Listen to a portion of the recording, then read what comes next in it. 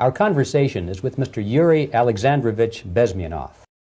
Second, when I started working for the Soviet embassy in India, to my horror, I discovered that we are millions times more oppressive than any colonial or imperialist power in the history of mankind. That my country brings to India not freedom, progress, and friendship between the nations, but racism, exploitation, and slavery, and of course economical inefficiency to this country. Since I fell in love with India, I developed something which by KGB standards is extremely dangerous thing. It's called split loyalty, when an agent likes a country of assignment more than his own country.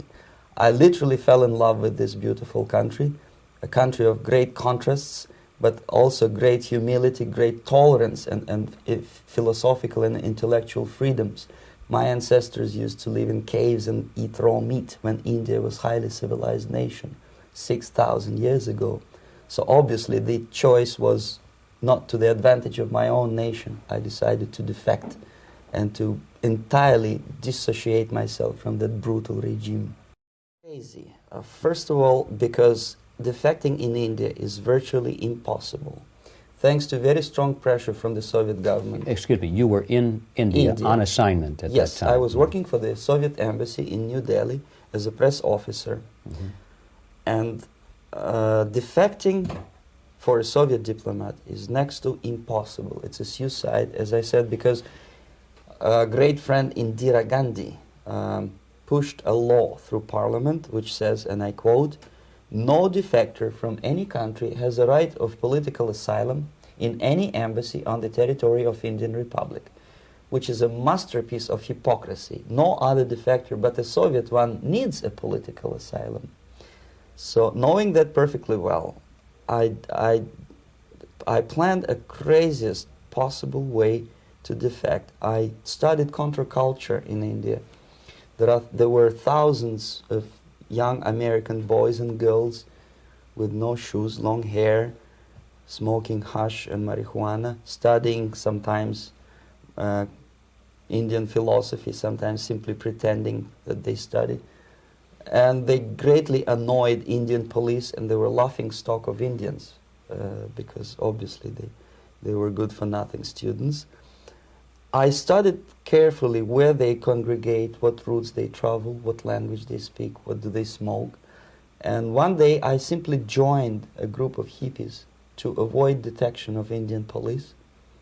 I was dressed as a typical hippie with blue jeans, long kameez shirts with all kind of nice decorations like beads, long hairs. I bought a wig because for several weeks I had to turn myself from a conservative Soviet diplomat into a very progressive American hippie. My first assignment was to India as a translator with the Soviet Economical Aid Group building refinery complexes in Bihar state and Gujarat state. At that time I was still naively, idealistically believing that what I was doing contributes to the understanding and cooperation between the nations. It took me quite a number of years to realize that what we were bringing to India was a new type of colonialism, 1,000 times more oppressive and exploitative than any colonialism or imperialism in history of mankind. But at that time I was still hoping that, well, maybe it's not that bad, could be worse, and things may go for better. And I even tried to implement the beautiful Marxist motto, proletarians of all the countries unite. I tried to unite with a nice Indian girl, and I was fascinated by Indian culture, by the family life in this country. Of my first assignment in India, I was promoted to the position of public relation officer. You can see me here translating a speech by a Soviet boss. And you're on the right. I'm on the right here, yes. And the occasion was commissioning of the refinery complex in Bihar, Barauni. Another area of activity when I was working for the Novosti was to accompany groups of so-called progressive intellectuals, writers, journalists, publishers, teachers, professors of colleges. You can see me here in Kremlin. I'm second on the left, with a group of Pakistani and Indian intellectuals. Most of them pretended they don't understand that we are actually working on behalf of the Soviet government and the KGB. They pretended that they are actually being guests, VIP intellectuals, that they are treated according to their merits and their intellectual abilities. For us, they were just a bunch of political prostitutes to be taken advantage for various propaganda operations. Therefore, you can see perfectly well the senior colleague of mine on the left doesn't really have that much respect on his face, and myself with a very skeptical smile, typical KGB sarcastic smile, anticipating another victim of ideological brainwashing. This is how a typical conference in Novosti headquarters in Moscow looked like. Sitting in the middle is Boris Burkov, the then director of Novosti press agency, high-ranking party bureaucrat in the Department of Propaganda. I am standing next to a famous Indian poet, Sumitranandan Pant. He was famous because he was an author. He was the author of a famous poem titled Rhapsody to Lenin. That's why he was invited to USSR, and everything was paid by the Soviet government. Pay special attention to number of bottles on the table. This is one of the ways to kill the awareness or curiosity of foreign journalists. One of my functions was to keep foreign guests permanently intoxicated the moment they land at Moscow airport. I had to take them to the VIP lounge and toast to friendship and understanding between the nations of the world. Glass of vodka, then a second glass of vodka. And in no time, my guests would be feeling very happy.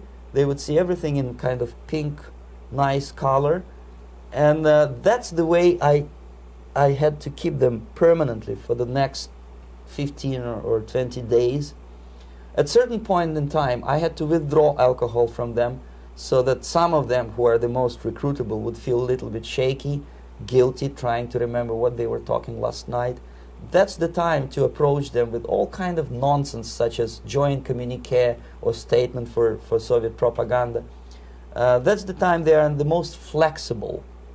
And of course, what they didn't understand, they didn't realize or pretended not to realize, that myself, who was drinking together with them, was not drinking at all. I had ways to get rid of alcohol through various techniques, including special pills which were given to me by my colleagues. But they were taking it seriously. In other words, they would consume quite a large volumes of alcohol and feel quite uneasy next morning.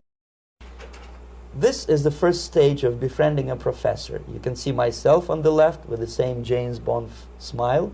On the right is my KGB supervisor, Comrade Leonid Mitrokhin, and in the middle a professor of political science in Delhi University. The next stage would be to invite him to a gathering of Indo-Soviet Friendship Society. There he is, sitting next to his wife, before he is being sent to USSR for free trip. Everything is paid by the Soviet government. He was made to believe that he is invited to USSR because he is a talented, sober-thinking intellectual. Absolutely false. He is invited because he is a useful idiot, because he would agree and subscribe to most of the Soviet propaganda cliché. And when he is coming back to his own country, he is going for years and years to teach the beauties of Soviet socialism to newer and newer generations of his students, thus promoting the Soviet propaganda line. Part of the building of USSR embassy, and my supervisors on the left is Comrade Mehdi, an Indian communist, and on the right, Comrade Mitrokhin, my supervisors in the secret department of research and counter-propaganda. It has nothing to do with either research or counter-propaganda. Most of the activity of that department was to compile huge volume of information on individuals who were instrumental in creating public opinion. Publishers, editors, journalists, actors, educationalists, professors of political science, members of parliament, representatives of business circles. Most of these people were divided roughly in two groups. Those who would toe the Soviet foreign policy, they would be promoted to the positions of power through media and public opinion manipulation. those who refuse the Soviet influence in their own country would be character assassinated or executed physically come revolution under the guidance of the Soviet embassy in Hanoi. And same thing I was doing in New Delhi. To my horror, I discovered that in the files where people were doomed to execution, there were names of pro-Soviet journalists with whom I was personally friendly. Pro-Soviet? Yes. They were idealistically minded leftists who made several visits to USSR. And yet, the KGB decided that come revolution or drastic changes in political structure of India, they will have to go. Why is that? Because they know too much.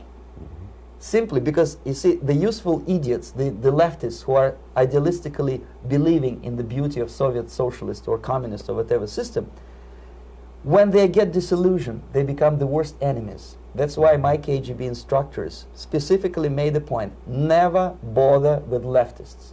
Forget about these political prostitutes. Aim higher. This was my instruction. Try to get into large circulation, established conservative media. Rich, filthy rich movie makers, intellectuals, so-called academic circles. Cynical, egocentric people who can look into your eyes with angelic expression and tell you a lie. These are the most recruitable people, people who lack moral principles, who are either too greedy or too suffer from self-importance. They feel that they matter a lot. These are the people who KGB wanted very much to recruit. But to eliminate the others, to execute the others, don't they serve some purpose? Wouldn't they be the ones they rely on? They serve purpose only at the stage of destabilization of a nation. For example, your leftists in United States, all these professors and all these beautiful civil rights defenders, they are instrumental in the process of the subversion only to destabilize the nation. When their job is completed, they are not needed anymore. They know too much. Some of them, when they get disillusioned, when they see that Marxist-Leninists come to power, obviously they get offended. They think that they will come to power. That will never happen, of course. They will be lined up against the wall and shot. But they may turn into the most bitter enemies of Marxist-Leninists. When most of the Indians who were cooperating with the Soviets, especially with our Department of Information of the USSR Embassy, were listed for execution. And when I discovered that fact, of course I was sick. I was mentally and physically sick. I thought that I'm going to explode one day during the briefing at the ambassador's office. I would stand up and say something that we are basically a bunch of murderers. That's what we are. It has nothing to do with friendship and understanding between the nation and blah, blah, blah.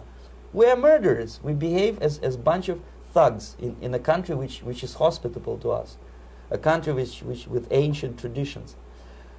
But I did not defect. I tried to get the message across. To my horror, nobody wanted even to listen, least of all to believe what I had to say. And I tried all kinds of tricks. I would leak information through letters or lost documents or something like that. And still I got no message. The message was not published, even in the conservative mass media of India. The immediate impulse to defect was Bangladesh crisis, which was described by American correspondents as Islamic grassroots revolution, which is absolute baloney. There was nothing to do with Islam, and there was no grassroots revolution. Actually, there are no grassroots revolutions, period. Any revolution is a byproduct of a highly organized group of conscientious and professional organizers, but has nothing to do with grassroots. In Bangladesh, it was nothing with grassroots. Most of the Awami League party members, Awami League means People's Party, were trained in Moscow in the High Party School. Most of the Mukti Fauj leaders, Mukti Fauj in Bengali means People's Army, same as SWAPO and all kind of liberation armies all over the world, the same bunch of useful idiots. They were trained at Lumumba University and various centers of the KGB in Simferopol, in Crimea, and in Tashkent. So when I saw that Indian territory is being used as a jumping board to destroy East Pakistan, I saw myself thousands of so-called students traveling through India to East Pakistan, through the territory of India, And Indian government pretended not to see what's going on. They knew perfectly well, the Indian police knew it, the intelligence department of the Indian government knew it, the KGB of course knew it, and the CIA knew it. That was most infuriating, because when I defected and I explained to the CIA debriefers they should watch out because East Pakistan is going to erupt any moment, they said I was reading too many James Bond novels. Anyway, so East Pakistan was doomed. One of my colleagues in the Soviet consulate in Calcutta, when he was dead drunk, he ventured into the basement to relieve himself, and he found big boxes which said printed matter to Dhaka University. Dhaka is the capital of East Pakistan. And since he was drunk and curious, he opened one of the boxes and he discovered not printed matter, he discovered Kalashnikov guns and ammunition in there. Anyway, it's a long story. When I saw the preparations for the invasion into East Pakistan, obviously I wanted to defect immediately. The only thing I couldn't at that time make up my mind when and where and how. One of the reasons, of course, you see, I was in love with India. I mentioned that before. I spoke the languages. I socialized with people, and I understood that I had to act fast unless I want this beautiful country to be permanently and